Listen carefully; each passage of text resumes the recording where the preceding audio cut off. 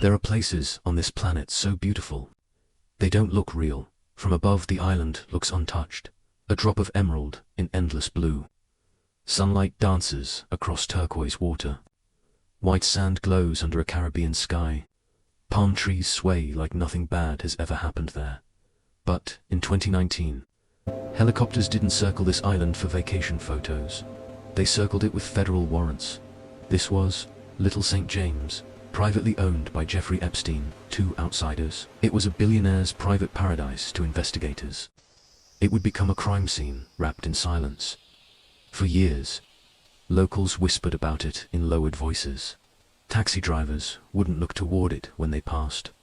Fishermen kept their distance. They had a different name for it: Pedophile Island. Boats were warned away.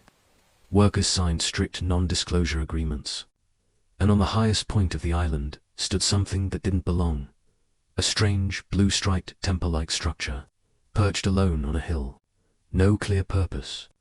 No public explanation. Just there, watching when federal agents finally stepped onto the island. They weren't chasing rumors anymore. They were chasing evidence. Court records later revealed what they found: safes, hard drives, thousands of digital files, CDs labeled with names, surveillance equipment allegedly positioned throughout the main residence, cameras placed in bedrooms, hallways wired, spaces designed not just for luxury, but for observation. The layout itself felt intentional, calculated, controlled. Why were there so many recording devices? Why were rooms designed for privacy, yet monitored? Why build a temple with no congregation? Former staff would later describe rigid instructions. Guests arrived on private jets. Movements were scheduled. Access to certain areas was restricted. Questions were discouraged. But the most unsettling discovery wasn't what agents seized. It was what seemed to be missing. Encrypted drives that couldn't immediately be opened. Safes that took time to access. Gaps in digital timeline. Trails that simply stopped. And then came the flight logs. The private jet, later dubbed by media as the Lolita Express, had carried high-profile individuals to various Epstein properties over the years, including this island. Names appeared in manifests. Some individuals acknowledged flying. Some denied memory of details. Some insisted they were unaware of any criminal activity. But investigators weren't chasing headlines, were tracing patterns. And the pattern suggested something bigger than one property, bigger than one man. When Epstein was arrested, again in July 2019 on federal sex trafficking charges, survivors' long-ignored voices suddenly echoed across the world. Court filings described a network, a system allegedly designed to recruit, transport, and silence. Then, just weeks later, before trial could begin, Epstein was found dead in a Manhattan jail cell, officially ruled a suicide. But the circumstances raised immediate questions. 2 cameras outside his cell malfunctioned. Guards reportedly failed to complete required checks. His cellmate had been transferred hours earlier. Critical failures stacked up in ways that felt impossible to ignore. And with his death, something else died to dot the possibility of a public trial. The opportunity for sworn testimony. The full unraveling of who knew what and when. Today, Little St. James still sits in the Caribbean sun. The water is still blue. The sand is still white. But somewhere, in sealed evidence rooms and encrypted hard drives, lie answers the public has never seen. Was the island the center of it all? Or just one location in a far larger network, stretching through politics, finance, academia, and royalty? How much was documented? How much was destroyed? And who, if anyone, truly walked away untouched? Because the most disturbing truth hidden inside the Epstein files isn't just what happened on that island. It's the possibility that we may never know the full story. And somewhere, in documents still sealed, in footage still unreleased, the rest of it may still be waiting. Before the island became a headline, there was a jet, a sleek, unassuming private aircraft that moved quietly between cities: New York, Palm Beach, Paris, New Mexico, the US Virgin Islands. To most airports, it was just another tail number. But to investigators, it became something else entirely. A map, a pattern, a trail written in the sky. The aircraft, a Boeing 727, owned by Jeffrey Epstein, was later nicknamed by media outlets as the Lolita Express. Over the years, flight logs recorded hundreds of trips between Epstein's properties and international destinations.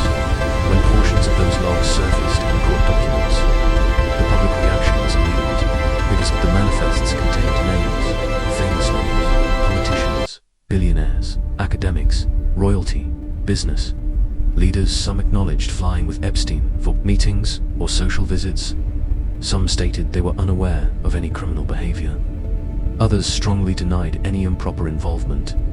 In many cases, appearing in a flight log did not equate to criminal activity, but it did confirm proximity, and proximity, in a case like this, was enough to ignite suspicion. Investigators weren't interested in gossip. They were interested in logistics. Who traveled where? How often? With whom? Patterns began to emerge. Certain routes repeated. Certain properties connected. The same circles of wealth and influence intersected again and again. Then there was the Manhattan Mansion, the Palm Beach Estate, the New Mexico Ranch. Each property allegedly functioned in similar ways. According to court filings and survivor testimony, controlled environments, restricted access, young victims allegedly recruited and transported, and transportation required, coordination, pilots, schedules, ground, staff, security. This wasn't chaos, it appeared organized. One former pilot's logbook became a key piece of public scrutiny. It documented dates, passenger initials, destinations. Over time, those pages turned into something unsettling, not because they proved guilt, but because they suggested reach. A network rarely operates loudly. It operates quietly, through favors, introductions, influence, and in powerful circles. Silence can be currency. But perhaps the most disturbing aspect wasn't who was named. It was how long everything allegedly continued. Epstein had faced charges before. In 2008, he reached a controversial plea deal in Florida that allowed him to avoid federal prosecution and serve limited jail time with work release privileges. The deal sparked outrage years later when its full details became widely known. How had the case been handled that way? Who negotiated it? Who benefited from its quiet resolution? When the 2019 federal arrest happened, it felt less like a beginning and more like something long delayed. And that's when the idea of a network stopped sounding theoretical. It became procedural. Investigators reportedly examined financial records, communication trails, property staff, and digital devices seized from multiple locations. The scale was no longer about one island, it was about connections, and connections are harder to dismantle than individuals, because when one person falls, others close ranks. Then came the silence.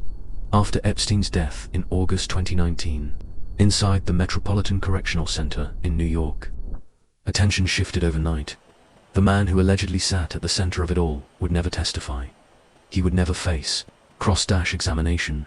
He would never publicly answer for the names, the flights, the properties. And that created a vacuum filled with speculation, sealed indictments, ongoing civil cases, partial document releases. Some records have since been unsealed through court proceedings, revealing additional associations and legal disputes. Yet many documents remain redacted. Some materials are still under court protection.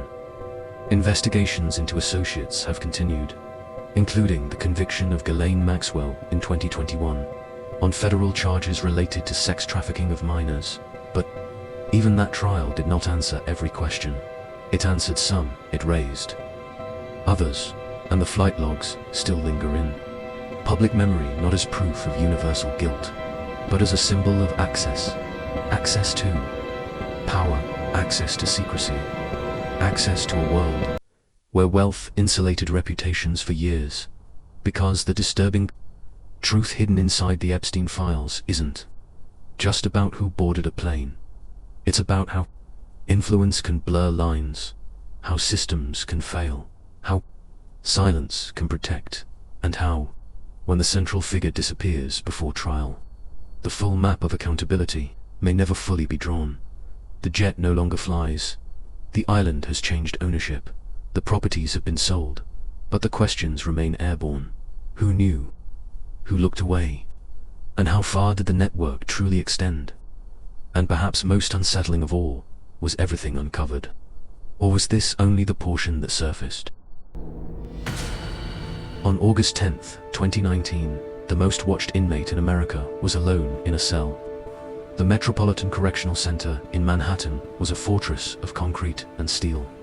A place designed for one purpose: control. Inside those walls sat Jeffrey Epstein, awaiting trial on federal sex trafficking charges that had already shaken the world. He had been placed on suicide watch weeks earlier, then removed, transferred to a special housing unit, given a cellmate. Then, hours before the night in question, that cellmate was reportedly moved. By morning, Epstein was found unresponsive in his cell. The official ruling: suicide by hanging. But the details that followed didn't quiet the public. They amplified it. 2 guards assigned to the unit reportedly failed to complete required 30-minute checks. According to court filings, they later admitted to falsifying records to show rounds had been conducted. Both eventually entered deferred prosecution agreements for their roles in the failure.